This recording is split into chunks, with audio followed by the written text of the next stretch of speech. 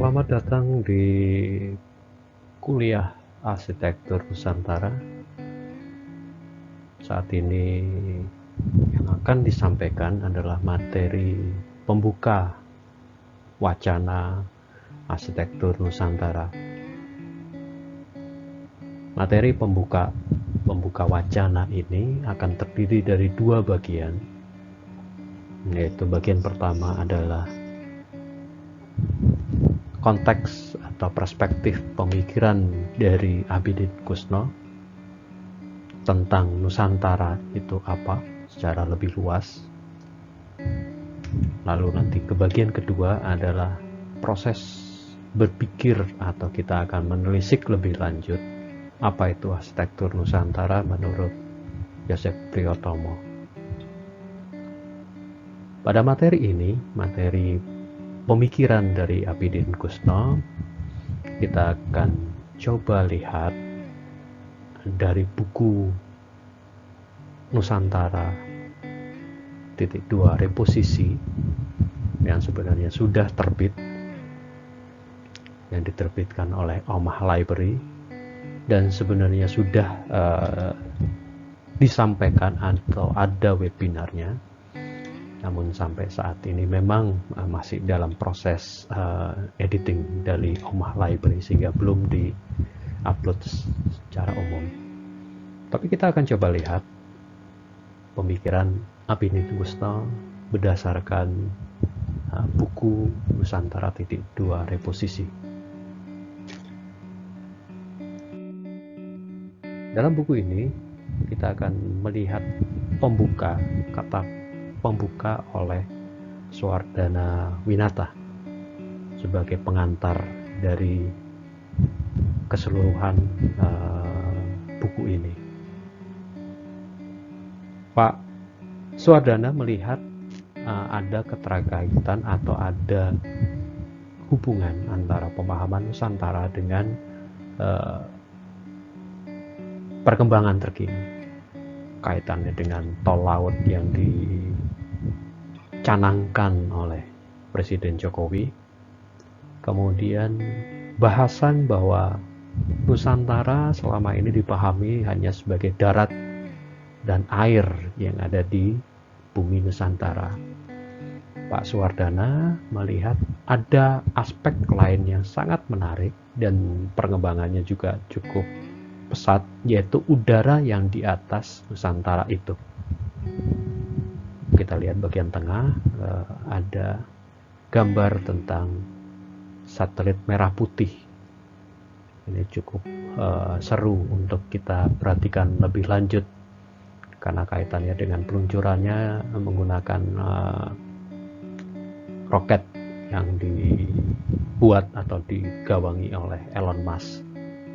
Lalu pertanyaan selanjutnya oleh Pak Suwardana, mau kemana arsitektur Nusantara itu? Bukan hanya sekedar arsitektur, tapi Nusantara secara lebih. Kalau kita lihat perkembangan kata Nusantara, ada melonjakan yang cukup signifikan lah dikatakan. Jadi tahun 2004 sampai 2019 grafiknya terus naik. Ini tren yang direkam oleh Google. Dan kata kunci yang sering digunakan atau dalam proses pencarian adalah pernyataan atau kata Nusantara adalah ada definisi. Dan tentu yang banyak menggunakan adalah bangsa atau negara Indonesia. Lebih lanjut lagi, kalau kita coba lebih dalam lagi, kita coba lebih masuk lagi, tren kata arsitektur Nusantara juga ada tren naik walaupun grafiknya fluktuatif. Dan saya yakin ini datanya hanya sampai 2019. Data di 2020 pasti jauh lebih meningkat. Atau kalau kita memasukkan kata arsitektur Nusantara di search engine Google atau kita googling, dengan mudah kita akan menemukan sekian banyak kata, dan Google juga akan mengeluarkan gambar ini arsitektur Nusantara menuju keniscayaan, yang akan kita bahas di segmen berikutnya atau video berikutnya, membahas tentang cara berpikir atau bagaimana Prof. Joseph Priyotomo memahami arsitektur Nusantara itu. Sebenarnya arsitektur Nusantara terkait erat dengan proses pencarian jati diri arsitektur Indonesia. Itu sudah cukup lama. Prof. Eko Budiarjo mengumpulkan beberapa tulisan-tulisan, naskah-naskah dari beberapa ahli. Kemudian ada program dari pemerintah ketika itu, sekitar tahun 70-an, 70-80, dari arsitektur tradisional menuju arsitektur Indonesia, mencoba mengumpulkan, kemudian mencoba merumuskan arsitektur Indonesia itu apa, didasarkan dari arsitektur tradisional. Lalu Pak Eko Budiarjo juga sempat menjadi editor dari tulisan-tulisan beberapa pakar yang mencoba merumuskan kembali jati diri arsitektur Indonesia. Proses identitas, pencarian identitas yang mengangkat kembali atau mencoba memahami kembali dari akar kita arsitektur yang ada di sekitar kita di masa lalu adalah sesuatu hal yang menarik. Apalagi kalau kita perhatikan di rentangnya, ini berkembang saat masa Orde Baru.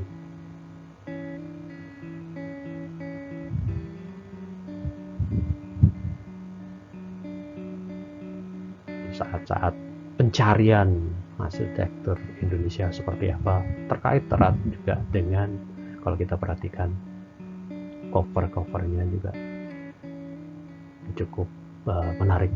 Dan ada satu karya dari Paul Rudolph Wisma Dharma yang banyak ahli yang mengatakan bahwa itu adalah representasi arsitektur Indonesia yang terkini pada saat itu, sekitar tahun 80-an akhir. Lalu Pak Abidin Kusna kemudian melakukan 5 konsep atau memilah menjadi 5 konsep Nusantara, bukan secara arsitektur tapi Nusantara secara lebih umum.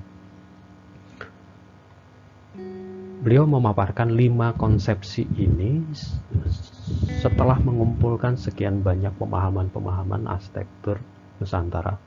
Setidaknya ada 5 hal yang bisa kita pelajari atau 5 konsep tentang Nusantara. Yang pertama adalah ini, pemahaman bahwa Nusantara berarti atau didasarkan pada pemikiran masa-masa Kerajaan Majapahit yang menganggap bahwa yang di luar Majapahit atau bahkan di luar kerajaan inti Majapahit adalah itu yang disebut dengan Nusantara. Ini ditulis oleh, dasarnya adalah studi dari ini Bernard Felke ini. Kemudian juga dimunculkan atau dicetuskan di kamus, beberapa kamus bahasa Jawa ke bahasa Inggris dan kamus Jawa bahasa Inggris yang dibuat oleh, kalau nggak salah, oleh Sud Mulder.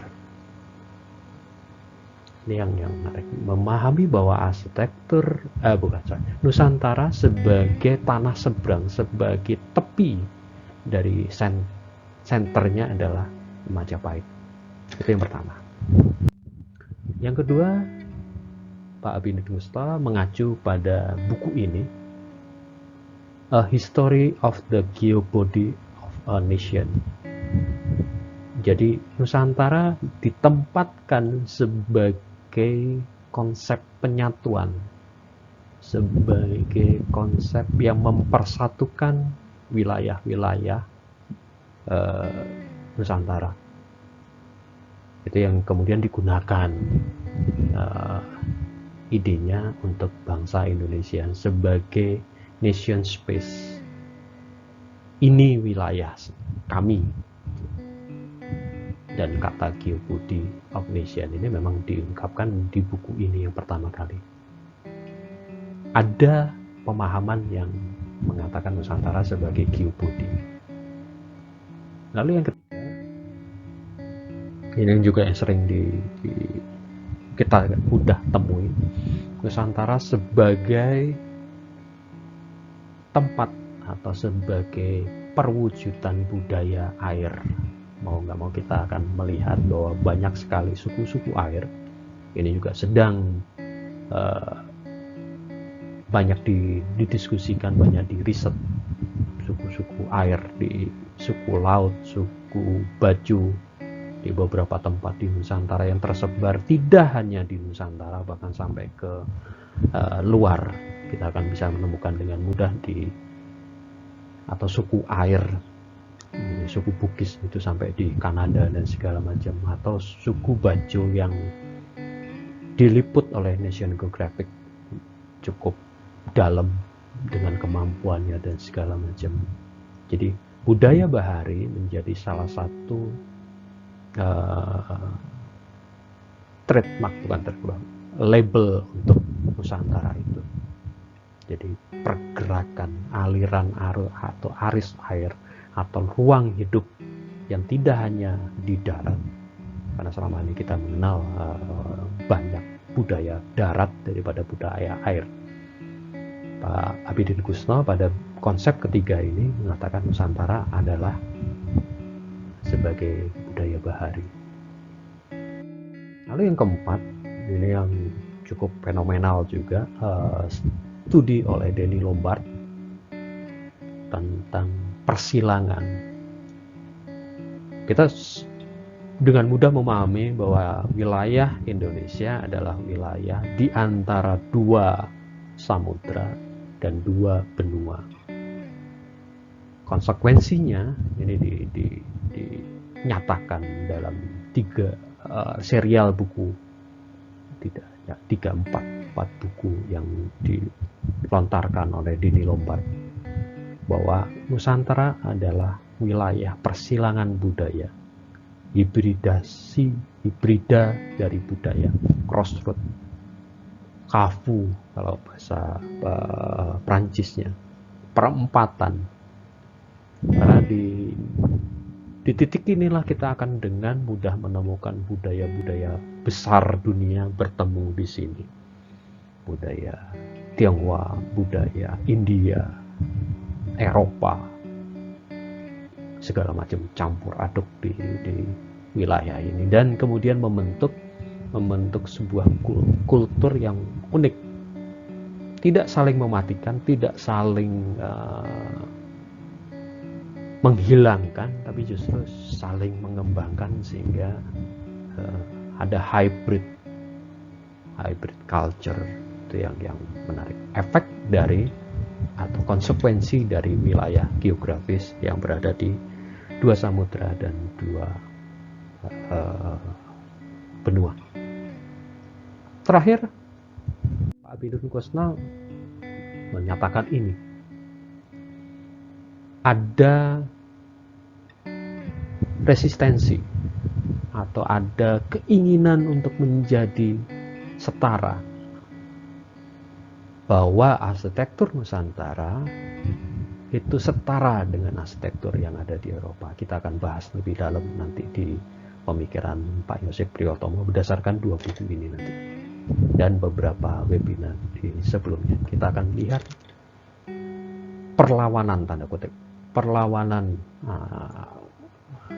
arsitektur Nusantara terhadap hegemoni arsitektur dunia, ingin ditempatkan setara, karena memang kondisinya atau keunikannya, keberagamannya, dan keunggulan-unggulan lain yang memang bisa dipandang, bahkan memang harusnya dipandang sebagai sebuah pengetahuan tersendiri, pengetahuan lian kalau versi Pak Yosef dalam pidato pengukuhan profesornya, bahwa arsitektur Nusantara adalah arsitektur lian terhadap arsitektur dunia. Oke, dari 5 ini kemudian Pak Nanda, seorang dosen Universitas Indonesia, menyatakan atau menutup bahwa pemikiran-pemikiran yang baru, apalagi yang mendasarkan pemikirannya pada Samir Amin, buku Samir Amin ini memang mendobrak atau melawan Eurocentrism, sehingga bagi Pak Nanda dia mengatakan substitusi atau memunculkan pemikiran baru dengan dasar Eurocentrism merupakan kerja panjang, kerja yang sangat berat. Pengetahuan sudah sedemikian kokoh, pengetahuan dunia, kita mencoba memunculkan sesuatu hal yang baru, long term task, ya, tugas yang sangat panjang. Itu kenapa muncul mata kuliah arsitektur Nusantara ini, untuk mengajak kita untuk saling bersama-sama mengembangkan apa yang ada di kita. Dan tidak hanya kita fokus pada teori, katakanlah arsitektur saja, karena bagi Pak Nanda dia mengatakan require a theory of the political and theory of culture. Ada pemikiran politis, ada pemikiran budaya, complementing the theory of economic, ditunjang atau juga dibahas secara ekonomi, karena mau nggak mau tidak akan lepas, as well as the theory, their interaction, dan interaksi kesemuanya. Jadi bagi Pak Nanda, memunculkan atau membangkitkan teori yang berlandaskan pada Eurocentrism Samir Amin itu bukan kerja satu orang, bukan satu tugas satu teori saja, tugas satu pengetahuan saja. Tapi kita harus membahas secara menyeluruh. Kita harus bersama-sama, cross knowledge, cross risetnya bukan riset yang hanya pada diri sendiri, tapi menyeluruh. Nah, dari kata terakhir, Pak Abidunus Kusna mengatakan, jika bila kita berkenan memberi kesempatan pada Nusantara sebagai wacana untuk membuka pikiran, menjadi penggerak dan memberi harapan, maka mestinya kita sambut segala upaya rekonstruksi, bahkan dekonstruksi, bahkan counter construction dari istilah Nusantara. Jadi Nusantara itu dihajar habis-habisan, dibedah habis-habisan, supaya ia tidak akan menjadi penutup atau beku pemikiran, tapi kemudian menjadi meluas dan menjadi berkembang. Itu wacana pembuka yang arsitektur Nusantara bukan arsitektur yang berhenti, atau kata Nusantara bukan hanya berhenti di masa lalu, tapi bagaimana mengembangkan ke Nusantara di masa depan dengan segala upayanya, dengan segala pemikirannya. Itu yang bisa disampaikan sebagai awalan wacana pembuka dari keseluruhan perjalanan mata kuliah arsitektur Nusantara dari sisi pemikiran Abidin Kusno. Terima kasih.